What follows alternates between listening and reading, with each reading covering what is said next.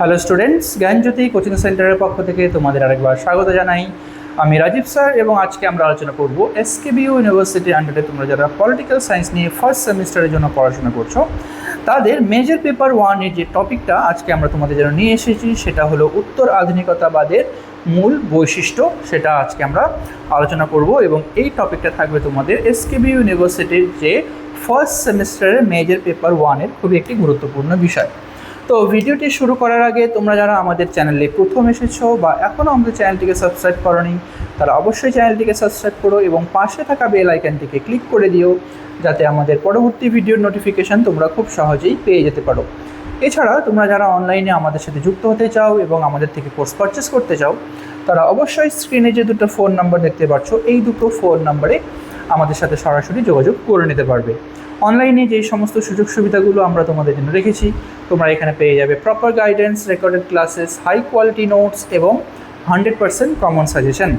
Major স্টুডেন্টদের জন্য পুরো সেমিস্টারের কোর্স ফি রাখা হয়েছে অল সাবজেক্টের জন্য শুধুমাত্র 1299 এবং মাইনাস স্টুডেন্টদের জন্য রাখা হয়েছে শুধুমাত্র 699। এছাড়া গুগল প্লে স্টোরে আমাদের একটা অ্যাপ্লিকেশন রয়েছে যেই অ্যাপ্লিকেশনটার নাম হলো পিস্টিকল এডুকেশন। তো এই অ্যাপ্লিকেশনটা ডাউনলোড করেও তোমরা আমাদের সাথে যুক্ত হতে পারো এবং অ্যাপ্লিকেশনে থাকা যে বিভিন্ন কোর্সগুলো রয়েছে সেগুলোর অ্যাক্সেস গ্রহণ করতে পারো। তো চলো আজকে তোমাদের যে মেন টপিকটা রয়েছে সেটা আলোচনা করা যাক। তো প্রথমে আমরা দেখে নেব উত্তর আধুনিকতাবাদ কী বা কাকে বলে। ঠিক আছে, তো উত্তর আধুনিকতাবাদ বলতে এখানে বোঝানো হয়েছে, প্রথমে দেখে নেব যে এর ধারাটা কী রয়েছে। ঠিক আছে, প্রতিবাদী ধারা যেখানে বিংশ শতকের দ্বিতীয়ার্ধে আধুনিকতাবাদের প্রতিক্রিয়া সীমাবদ্ধ থেকে উত্তর আধুনিকতাবাদের উদ্ভব ঘটে। ঠিক আছে, তো বিংশ শতকের দ্বিতীয়ার্ধ থেকে আধুনিকতাবাদের যে প্রতিক্রিয়া শুরু হয়েছিল এবং যেখানে আধুনিকতাবাদের যেখান থেকে সীমাবদ্ধতা এবং এই প্রতিক্রিয়া এবং সীমাবদ্ধতা থেকেই কিন্তু উত্তর আধুনিকতাবাদের জন্ম ঘটে। ঠিক আছে, বা জন্ম হয়।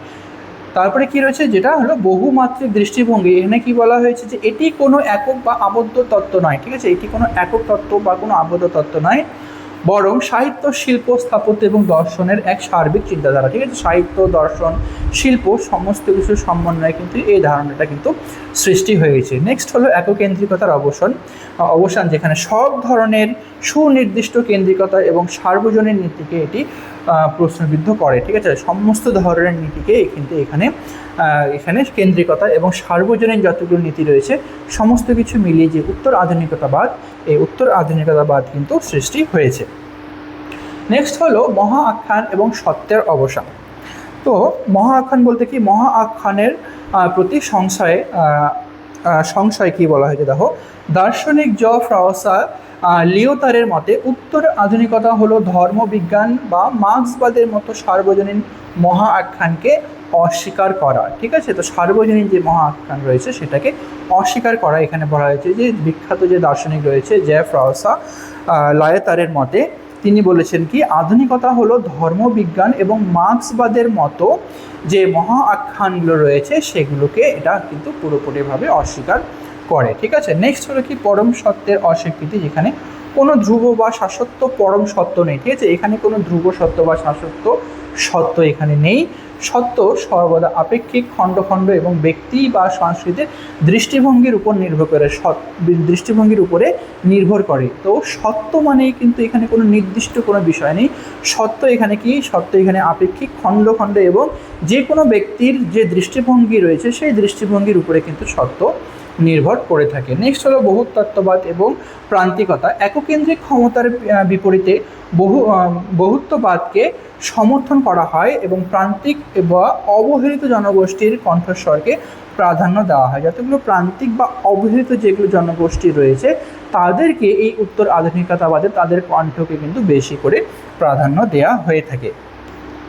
নেক্সট হলো ভাষা, বিনির্মাণ এবং বাস্তবতা। ঠিক আছে, তো ভাষা এবং বিনির্মাণ আমরা প্রথমে দেখে নেব যে জাক দেরিয়ার তত্ত্ব অনুযায়ী ভাষার অর্থ স্থির বা নির্দিষ্ট নয়। ঠিক আছে, ভাষার যে অর্থ এখানে কিন্তু কোনো নির্দিষ্ট বা স্থির কোনো অর্থ এখানে বোঝানো হয় না, তা নিরন্তর পরিবর্তন হতে থাকে। তো ভাষার কিন্তু একটি নির্দিষ্ট কোনো ব্যাপার না, এটা সময়ের সাপেক্ষে কিন্তু পরিবর্তন হতে থাকে। কোনো পাঠ্যের বা টেক্সটের কেবল একটি চূড়ান্ত অর্থ থাকতে পারে না, বরং পাঠ ভেদে অর্থের নির্বিমান ঘটে। ঠিক আছে, যে কোনো একটি পাঠ সেটা নির্দিষ্ট অর্থ যে সবসময় ওই একই অর্থ থাকবে সেটা কোনো বিষয় নেই, সেটা হচ্ছে পাঠের অর্থ কিন্তু সেখানকার পরিস্থিতির উপর নির্ভর করে। ঠিক আছে, তো পরিস্থিতি হিসাবে তার অর্থ কিন্তু চেঞ্জ হতে থাকে বা পরিবর্তন হতে থাকে।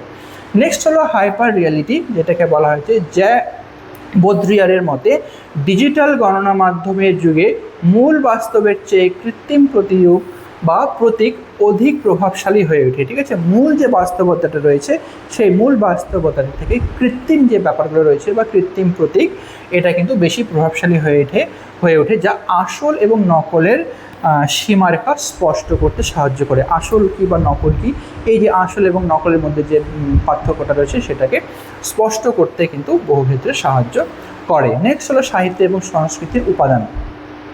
তো প্রথমে আমরা দেখে নেব উচ্চ এবং গণসংস্কৃতির মেলবন্ধন।